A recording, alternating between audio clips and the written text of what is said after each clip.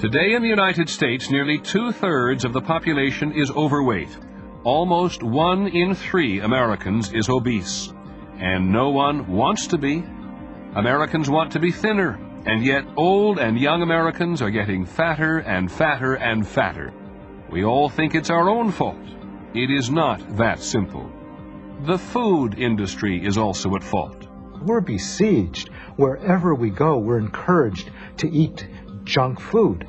And the government is at fault. We have government policies that promote overeating from the beginning to the end of the food chain. Tonight, we will tell you how the government and the food industry have helped to make America fat.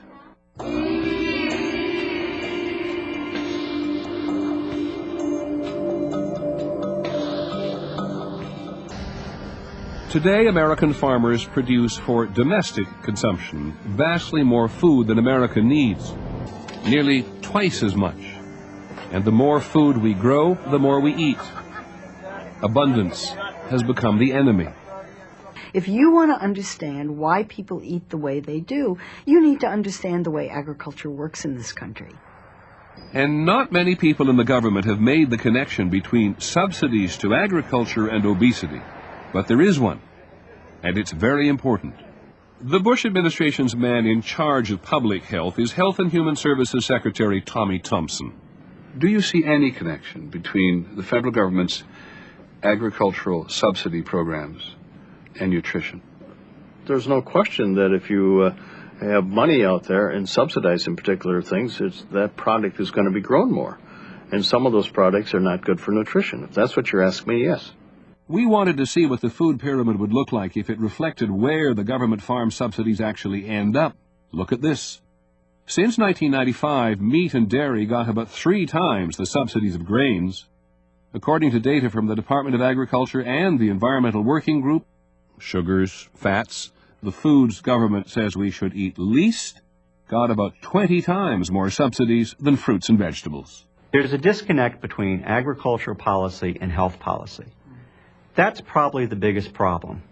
Subsidized corn is everywhere. The whole food system has been, as someone said, cornified.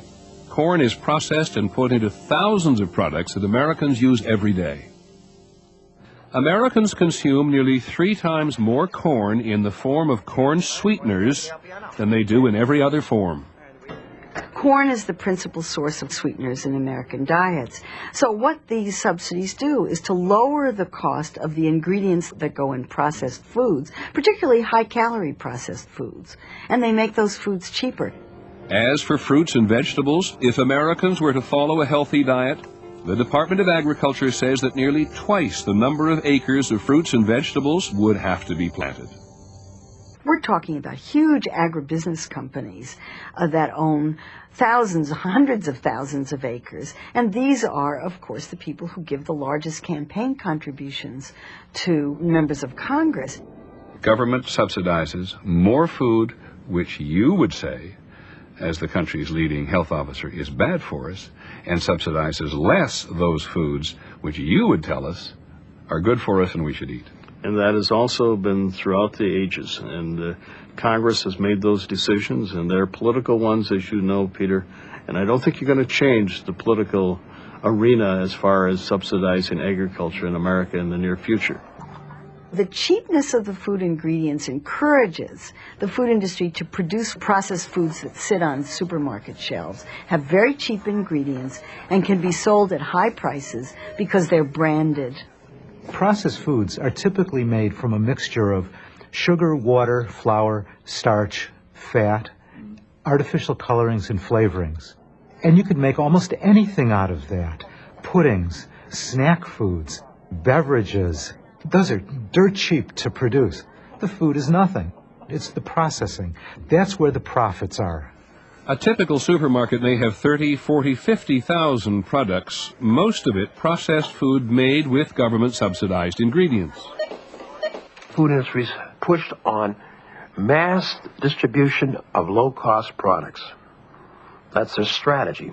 With obesity on our minds, we went to the Food Marketing Institute's annual convention in Chicago. This is where the packaged food industry unveils its new products. We couldn't quite believe what we were seeing here. Thousands of new products. What I like to say is Yoo-hoo is like an everyday sort of thing, 3 or 4 times a day, whereas your Yoo-hoo double fudge is more like a dessert. Free samples, we're giving them away today. If you look at the new foods that are being marketed each year, probably 90% of them are packaged foods, very often junk foods. The tip of that food pyramid, what you should eat less of. And the more of these top-of-the-pyramid, low-nutrition, high-calorie foods they introduce, the more of them we eat. In the 60s and 70s, we consumed healthy snacks. Kids consume milk, we consume fruit, we consume what you would think of as really good foods. What's changed in the last decade is we're consuming high-fat, salty snacks. That could be tortilla chips or potato chips. It could be kind of candies and desserts and so forth. We've really changed the nature of what we call a snack. Of course, what you eat is a personal decision.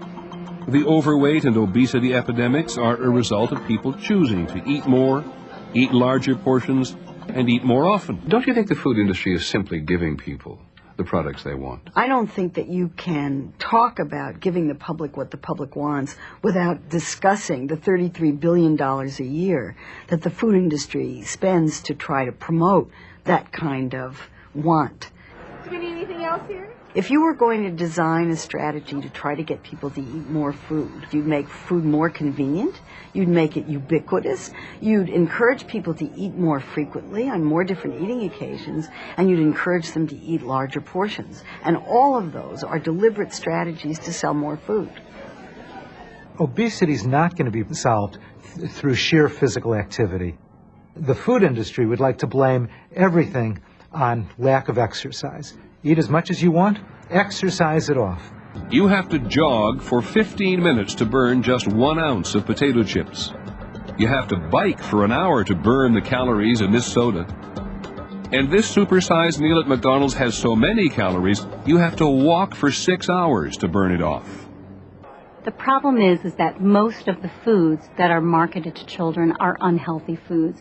And the children are exposed to so many messages about junk food that the cultural norm around food has changed so that children think that they should be getting candy and cookies and chips and soda and these other junky foods all the time. The average American child sees 10,000 food advertisements a year on television alone. Most of those advertisements are for fast food, sugar-coated cereals, soft drinks and candy, and other foods dense in fat and calories. These are your members. Are you happy to hear those statistics?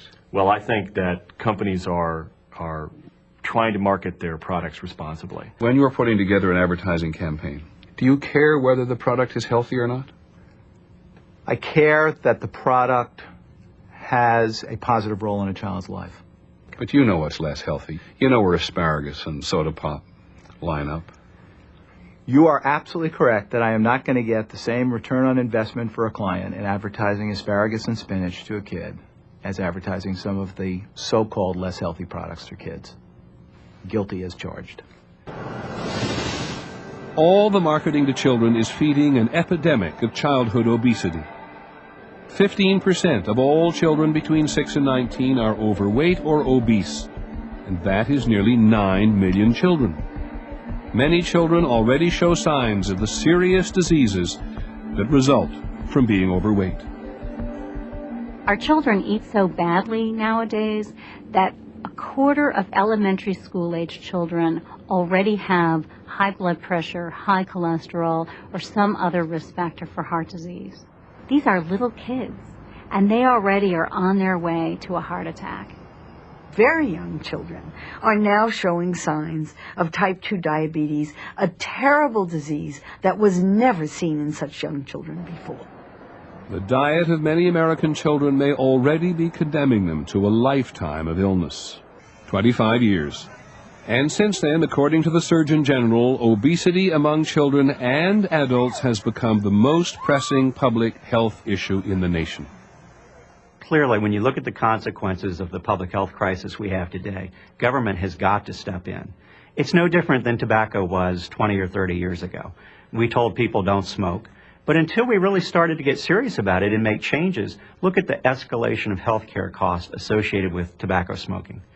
As we made this program, we often thought about how long it took before government recognized that smoking was a public health issue, and now it's obesity. Just think of the money it is costing the country. So how long will it take government to act?